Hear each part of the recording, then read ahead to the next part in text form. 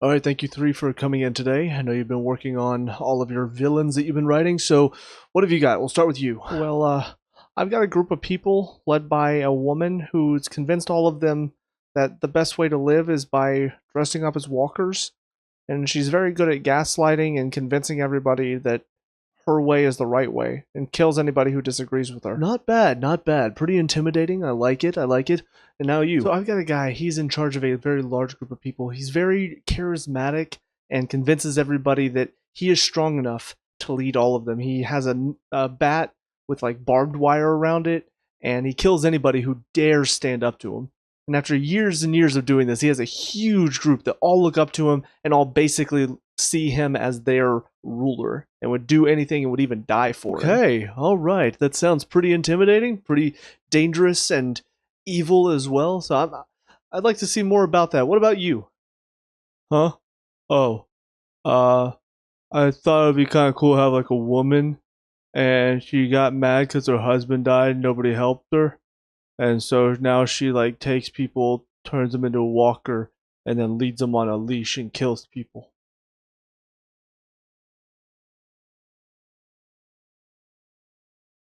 You're so lucky you're the producer's son. What's up guys, Mason the Brock Anderson here, and this is Fear the Walking Dead Season 4, Episode 13, Blackjack. It's another pretty meh episode in all honesty. 3 different stories going on, none of them really that interesting. Also, it's been a minute since I watched, but did they just skip over what happened with Luciana, John, and Strand? They all just survived the storm somehow? They all survived what is basically hurricane-like conditions? Like Victor and John, they show their car got flooded, and they happen to find a little place to hole up. How did that happen? How did that little place not get blown down by the hurricane? Because it was crazy winds. Luciana, she was just out and about. How the hell did she survive? No answer, as far as I can tell. I might have looked away for a second and missed it, because I was looking at my phone quite a bit this episode, because I was not that interested. But I'm pretty sure they didn't show anything about how the 3 of them survived. We're just supposed to assume it happened. They survived, guys. Don't know what to tell you. They're main characters, so that just automatically means they survive a hurricane. But first, let's talk about the dumbest of these 3 stories. We've got Victor and John stranded. Like I said, little hut, has a bunch of supplies somehow. Victor is content to just sit there and basically munch on the supplies they have until the water recedes. John, of course, wants to go find June. No surprises there. And that's kind of the whole story. And Victor's being an asshole, which is never fun to watch, but for some reason people think it's fun. Don't know why. But you've got John trying to find a way to get across, find a way off this little island that they're stranded on. But outside of Victor being an asshole, you've also just got these moments, once again, where it feels like either the writing or the directing or the choreography, whatever, you've got some sort of issue that makes it to where I can't take any of this seriously. Like they find this truck that has a back, or what, I don't remember what they call it, but basically this thing that they could probably use as a boat to get across, so John asks Victor to get it for him. Once again, you've got this setup where Victor, all he has to do is just go take this thing off, and there's a walker in the car. All he would have to do is just kill the walker, but he doesn't do that because there has to be manufactured tension. So he gets on the side of the truck, he starts pulling on it, but then he sees beer or alcohol or something sitting inside the truck and decides like a dumbass, I want to go grab that instead of getting this thing off the back of the truck. And instead of killing the walker to get the alcohol, like I said, he just goes and decides, I'm going to get it, because that seems like it would add more tension to the scene. And sure enough, it does. I know I've said this before in this season, but they have these moments where the walkers are not dangerous whenever the main characters are in danger of walkers.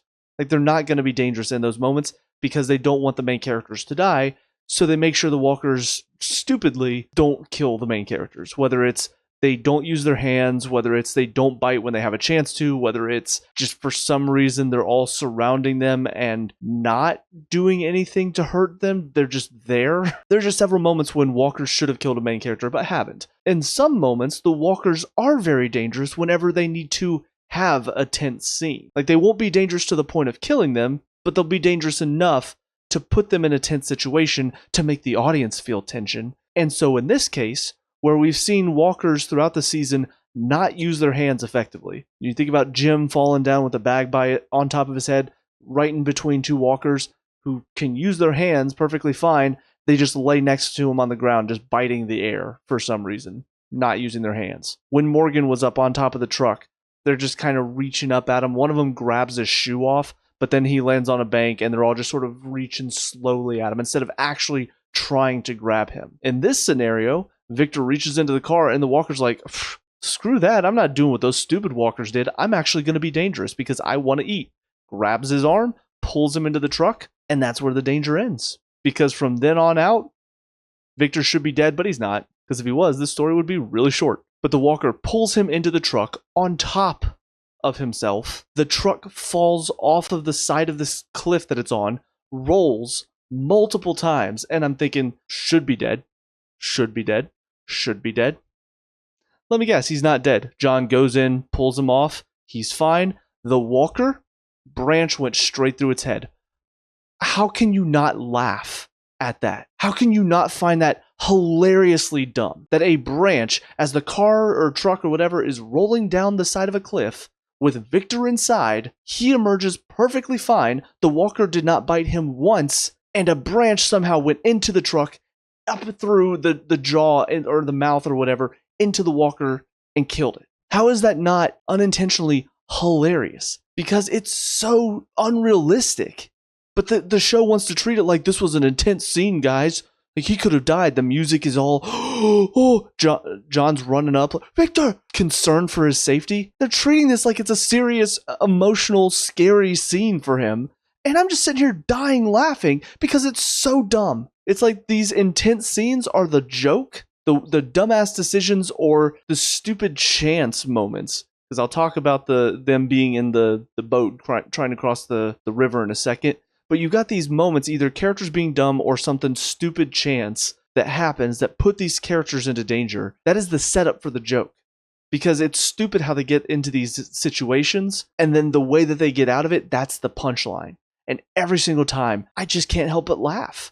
Not out of relief, not out of, oh, thank goodness they're fine. No, it's so dumb.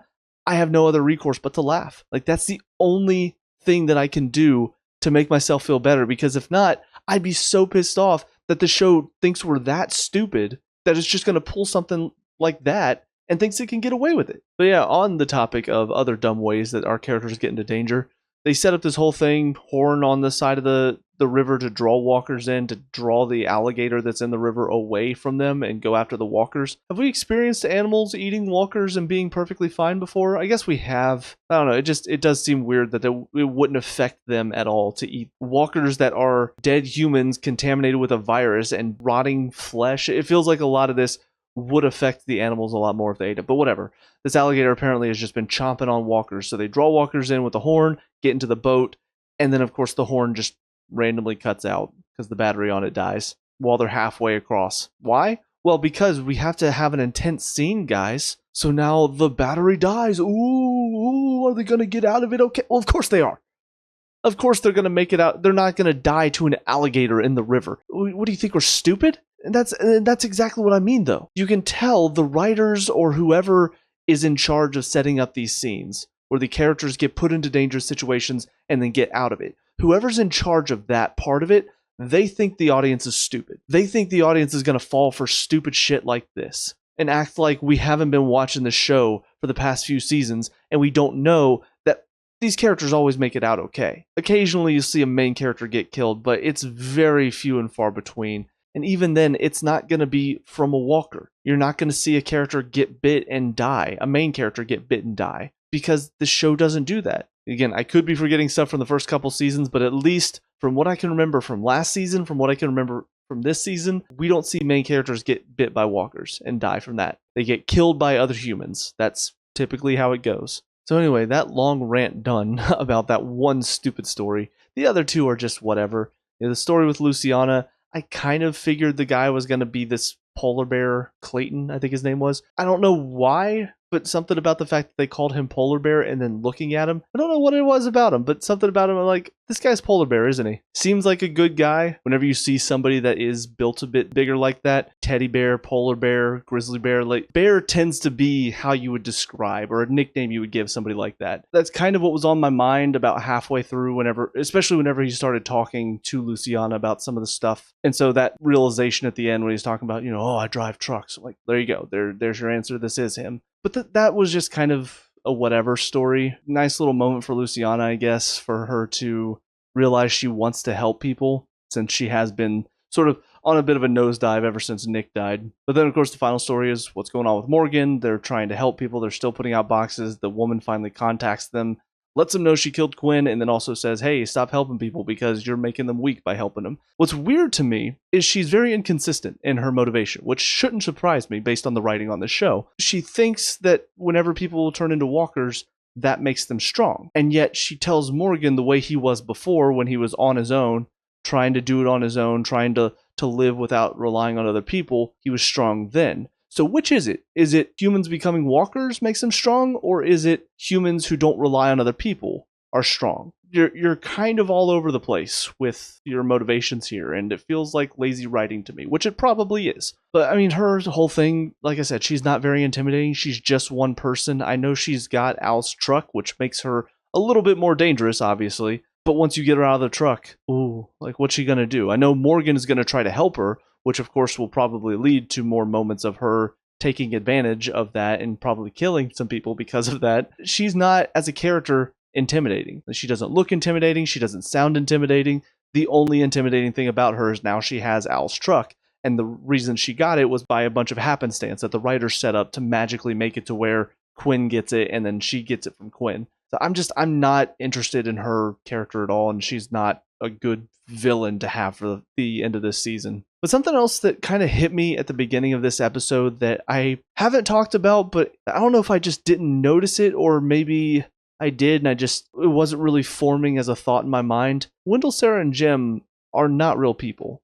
And I know, obviously, they're characters on a show, so of course they're not real people, blah, blah, blah. But they don't act like real people. I know I've said this before, in this show specifically.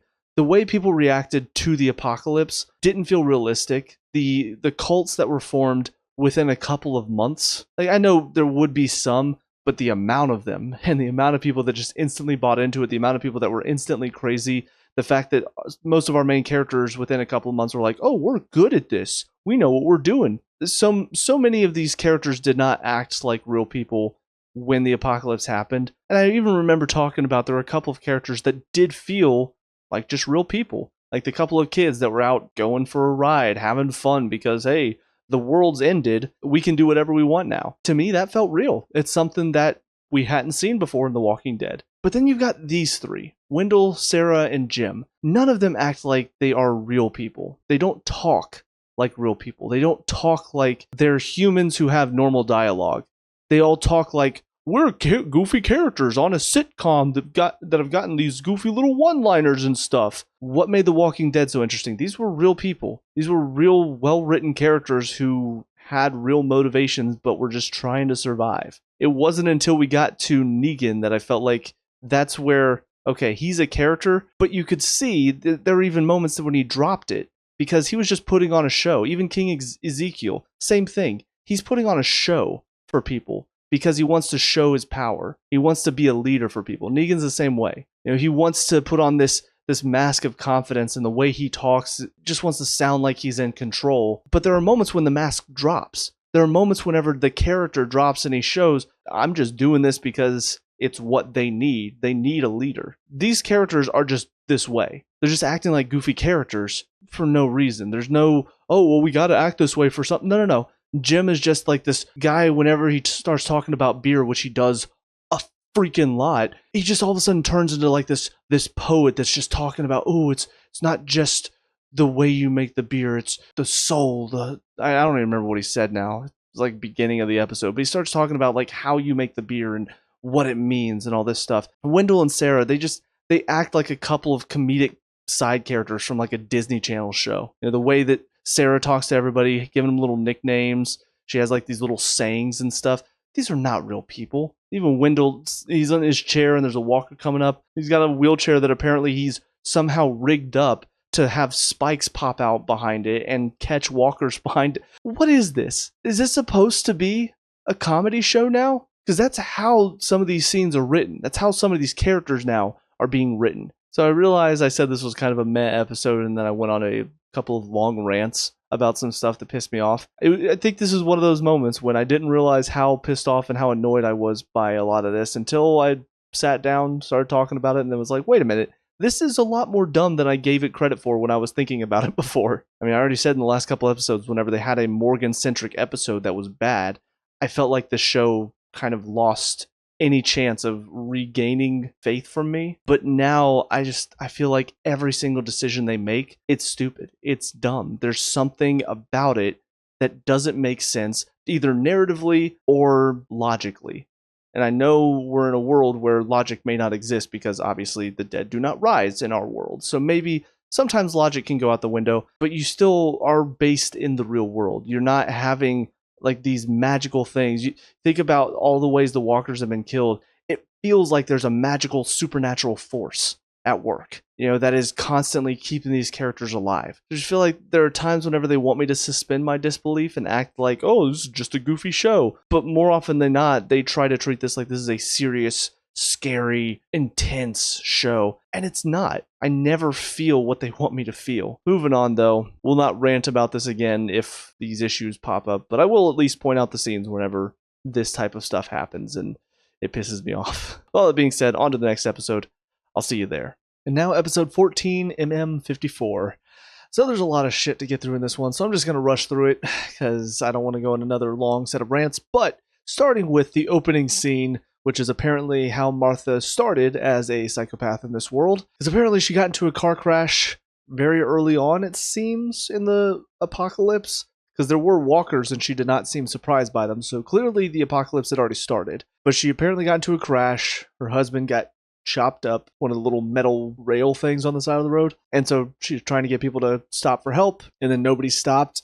For some reason, I'm guessing just, I don't know. There's no explanation, it's just people didn't stop to help. And then that was apparently enough, because her husband died, to drive her up a wall and then start saying that anybody who helps is an evil person, and she needs to kill all the people who want to help. And so that sets her off on her little path that we've seen. And yeah, it seems a little odd, because we went from what looked like seemingly early on in the apocalypse to now what is a few years later, and she's been going on this massacre of all these truck drivers. How long was she out there? What did she eat and drink? I don't know. Maybe the implication is that she went off on her own, did stuff on her own for a while, and then came back to that spot several years later. It was just very unclear as far as what exactly happened here timeline-wise. But with all that being said, I mean, it's not an interesting story. Just, oh, her husband died, nobody wanted to help, and then that drove her crazy. Great story, guys. Let me tell you, I'm really invested in this one. After that, we see the aftermath of what happened. The truck blows up. They get a shot off onto her shoulder, and for some reason just let her get back into the truck with no...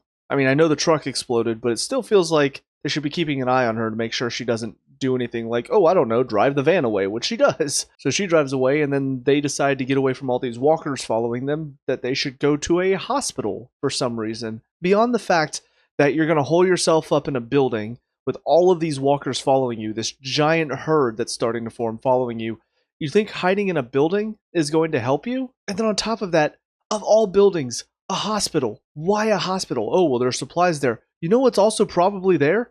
People who died who were in the hospital before the apocalypse started and then just have never gotten out, because it's a hospital. That's where you probably went if you were sick with this virus, or if you were near death's door, and then the apocalypse happened and they probably were just left there to die. And that's where you decide to go. And sure enough, the place is crawling with walkers. I hate to be the one to say this because I like Morgan, but what a terrible decision on his part. And he's not stupid, so I don't understand why they made him make this decision other than, well, we want to put them in an intense situation, so here you go. And so then we just have a bunch of them trying to get away from all the walkers that are streaming into the hospital, the ones that are already in there. They're trying to get up to the roof to get away from all of them. Jim at some point gets into a wrestling match with a walker, kills his first walker, and then, of course, he got bit by the walker, because I was complaining about how nobody ever gets bit by walkers, and so the show said, well, here you go. This random guy that just got introduced like a few episodes ago, he gets into a fight, kills his first walker, in an apocalypse that has lasted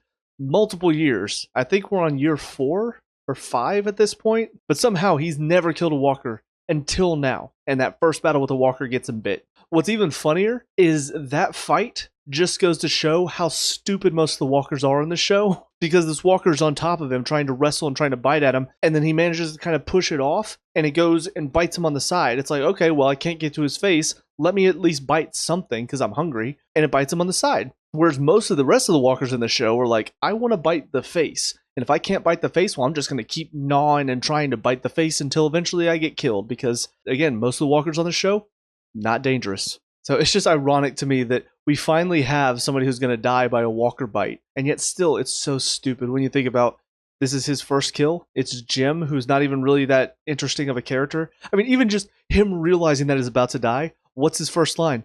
No. I have so much beer to make. I have so much beer to make. That's his whole character, guys. It's beer. It's beer. He's beer guy. He's the beer guy. Don't forget, he's the beer guy. And they're trying to make it all sad, sentimental. I'm like, it makes me want to laugh. Because you've given him no character outside of beer. I'm gonna die? Oh, beer. Like, no, I don't feel anything for this. You give both Wendell and Sarah these emotional backstories where we find out apparently they both applied for the Marines. Wendell didn't get accepted because of his injury, because he saved a kid when he was 10, got hit by a car, and then he was paralyzed for the rest of his life. And then Sarah saw that they rejected him and decided, no, screw that, I'm done too.